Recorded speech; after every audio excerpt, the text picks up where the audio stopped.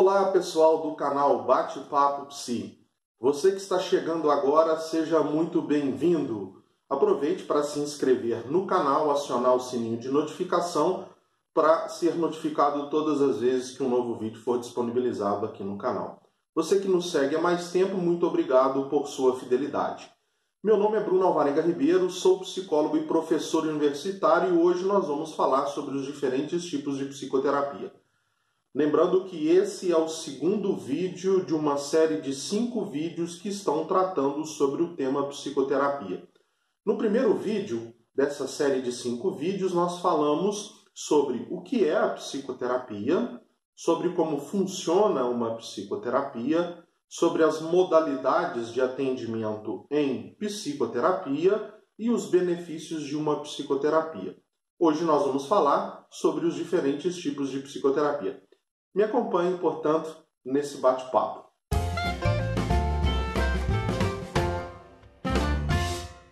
Eu selecionei 3 tipos de psicoterapias que são as mais comuns, são aquelas que você vai encontrar com maior facilidade no mercado, que são as psicoterapias psicanalíticas, a psicoterapia comportamental, também conhecida como psicoterapia analítico-comportamental e a psicoterapia cognitiva. Essa variedade de psicoterapias, essas não são as únicas psicoterapias, existem diversas outras, mas o importante é compreender que essa variedade de psicoterapias, elas são uma expressão da diversidade de abordagens teóricas existentes na psicologia. Vamos lá então às terapias ou às psicoterapias psicanalíticas. As psicoterapias psicanalíticas, elas estão fundamentadas num modelo teórico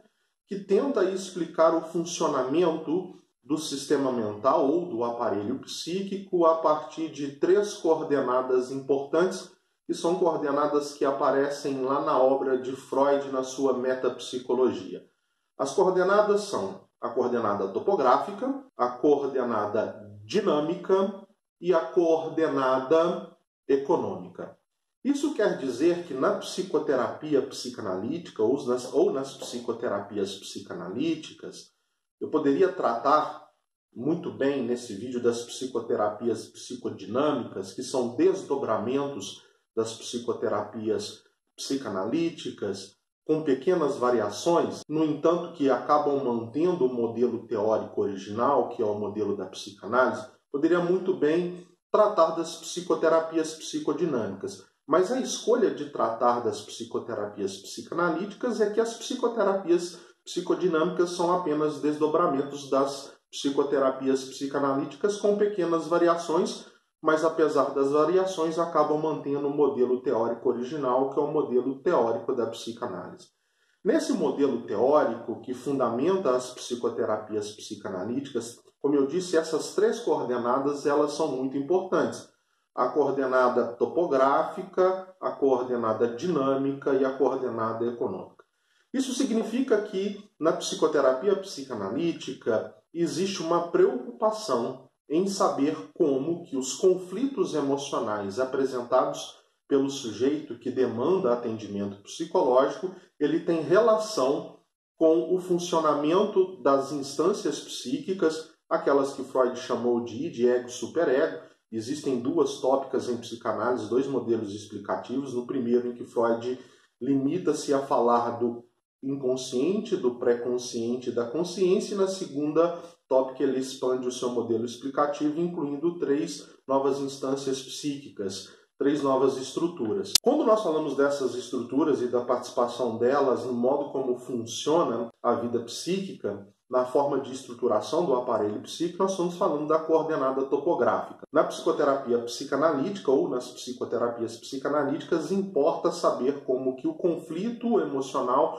como os problemas que o sujeito apresenta como demanda para atendimento psicológico, eles são resultado da forma como essas instâncias psíquicas, essas estruturas psíquicas funcionam. Então, aí nós estamos falando da coordenada topográfica. A segunda coordenada, a coordenada dinâmica, Importa na psicoterapia psicanalítica saber como o conjunto das forças psíquicas elas vão ser estruturantes para a forma como o sujeito organiza a sua vida subjetiva, como ele organiza a sua vida afetiva, como ele se relaciona com os seus próprios afetos, e a partir da forma como ele se relaciona com os seus próprios afetos, ele se relaciona com as outras pessoas, entendendo que o relacionamento com os outros são desdobramentos da forma como o sujeito se relaciona com os seus próprios afetos ou da forma como o sujeito se relaciona com a sua afetividade, né? Com os seus afetos, com a sua vida afetiva. A terceira coordenada, que é a coordenada econômica, importa na psicoterapia psicanalítica ou nas psicoterapias psicanalíticas saber como o sujeito investe as suas emoções, tanto em si mesmo, no seu próprio eu, quanto nos relacionamentos que ele estabelece com as pessoas que fazem parte do seu convívio. A forma como importa, então, a forma como ele investe a sua vida emocional, ele investe as suas emoções, as suas forças psíquicas, a sua energia psíquica, que são termos comuns a esse modelo teórico que sustenta as psicoterapias psicanalíticas. Importa saber como esse sujeito ele investe a sua vida afetiva, as suas emoções, nos seus relacionamentos, no seu próprio eu e também nos relacionamentos que ele estabelece com os objetos que fazem parte do seu mundo. Tanto os objetos da sua própria fantasia, quanto os objetos reais. Bem, em síntese, essas são alguns dos principais aspectos das psicoterapias psicanalíticas. A psicoterapia comportamental, que ficou conhecida durante muito tempo como uma psicoterapia que se limita à mudança comportamental, ou seja, que se limita à mudança de comportamentos a partir da aplicação de técnicas de mudança de comportamento, é uma psicoterapia que tem como objeto da sua intervenção o comportamento em si mesmo. Lógico que essa visão da terapia comportamental, hoje mais conhecida como terapia analítico-comportamental, e esse termo analítico-comportamental é muito importante, porque ele faz referência ao fato de que qualquer mudança comportamental que se almeja obter nos repertórios comportamentais daquelas pessoas que buscam o auxílio da psicoterapia comportamental, ela deve ser precedida por algo que nós chamamos de análise funcional do comportamento. A análise funcional do comportamento é o principal instrumento de intervenção do psicoterapeuta que trabalha com a abordagem da psicoterapia analítico-comportamental. Por que a análise funcional do comportamento é o principal instrumento de intervenção? Bem, ela é o principal instrumento de intervenção porque é ela que vai fornecer as informações necessárias sobre as funções do comportamento do sujeito no mundo. E basicamente, para simplificar e ficar mais fácil o entendimento, basicamente a função do comportamento, de um comportamento, ela é determinada pelos efeitos que esse comportamento produz no mundo e pela forma como os efeitos produzidos pelo comportamento afetam o sujeito, a sua forma de ser e a sua forma de existir no mundo. Portanto, não é uma psicoterapia que se limita à aplicação de técnicas para a mudança de comportamentos, porque a mudança de comportamentos ou a aplicação de técnicas que almeja alcançar a mudança de comportamentos, ela deve ser precedida por uma análise que produza as informações necessárias sobre a função que o comportamento tem, que pode ser determinada pelos efeitos que ele produz no mundo. Bem, só para terminar, é interessante compreender que esse modelo, esse tipo de psicoterapia foca no comportamento em si mesmo, porque o modelo teórico que lhe confere sustentação é um modelo que se distancia do modelo explicativo, por exemplo, das psicoterapias psicanalíticas, entendendo que o objeto de estudos da psicologia é o comportamento e não qualquer outro evento que não seja o comportamento. Por isso, o foco sobre o comportamento, sobre as mudanças comportamentais, mas precedidas por uma análise funcional do próprio comportamento. Enfim, as terapias ou as psicoterapias cognitivas.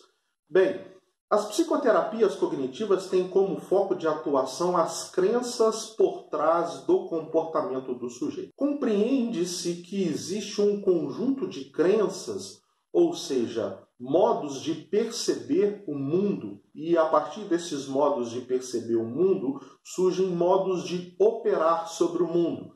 Crenças são como representações, são mapeamento das experiências que o sujeito vive ao longo da sua vida, e esses mapeamentos, esses mapas mentais, eles produzem coordenadas que vão influenciar a maneira, a forma como uma pessoa vai se comportar. Então, o foco da terapia ou da psicoterapia cognitiva é atuar sobre essas crenças, porque uma vez que uma crença ela leve a um comportamento inadequado, significa que o sujeito ele está tendo uma percepção distorcida da realidade. Ele está tendo uma percepção distorcida do mundo. Então, esse é o principal aspecto da psicoterapia cognitiva. Talvez você que está chegando aí no final do vídeo, nós já estamos concluindo, deve estar se perguntando, Bruno, você não vai falar sobre a psicoterapia de orientação sócio-histórica, baseado na abordagem da psicologia sócio-histórica? Não, não nesse vídeo. Vou preparar um vídeo especial só para abordarmos a psicoterapia, fundamentada na abordagem teórica da psicologia sócio-histórica. Assim que esse vídeo estiver pronto, ele será disponibilizado no canal. Por isso que é importante você se inscrever e acionar o sininho de notificação para acompanhar os novos vídeos sempre que eles forem disponibilizados no canal. Você também pode nos acompanhar através das nossas redes sociais, que são utilizadas para divulgar todo o trabalho que é feito aqui no canal, e elas também vão aparecer aí na sua tela. Você pode acompanhar dessa forma todo o trabalho feito no canal Bate-Papo Psi, através do Facebook, através do Instagram e também através do Twitter. Muito obrigado por sua participação, muito obrigado pelo seu apoio, muito obrigado pela sua colaboração, sobretudo muito obrigado pela sua companhia. Um beijo no seu coração e acompanhe os próximos vídeos dessa série de 5 vídeos. Esse é apenas o segundo, faltam ainda 3 vídeos para nós concluirmos essa série sobre psicoterapias. Até mais, beijo no seu coração, até os próximos vídeos.